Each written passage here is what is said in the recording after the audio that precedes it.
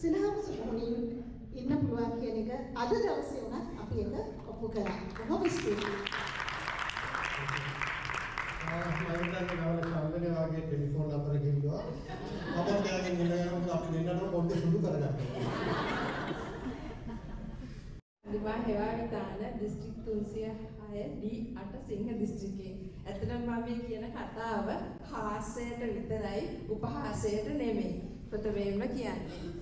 ඔන්න ඉස්සර මේ දැන් එක මනුස්ස මේ මැරුණාම ඊළඟ ආත්මේ දැන් යනවලු ඊළඟ ආත්මයට යනවලු. මේ අපේ රටේ හිටපු බණ්ඩාරනායක මහත්තයා ඔන්න මේ මැරිලා ගිහින් තියෙනවා මේ ඊළඟ ආත්මෙට.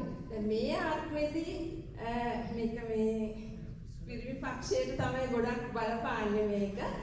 මේ ආත්මෙදී ගෑනු කට්ටිය ආශ්‍රය කරපු ප්‍රමාණය අනුව ඊළඟ ආත්මෙදී හම්බ මේ වාහනේ අඩුවෙන් ගෑනු පක්ෂය සම්බන්ධතාව දිනන අඩු වාහන හොඳ හයි ක්ලාස් වාහන හම්බ වෙන්නේ. වැඩිපුර ප්‍රමාණයක් පාවිච්චි කරලා තිබුණොත් අඩු වාහනයක්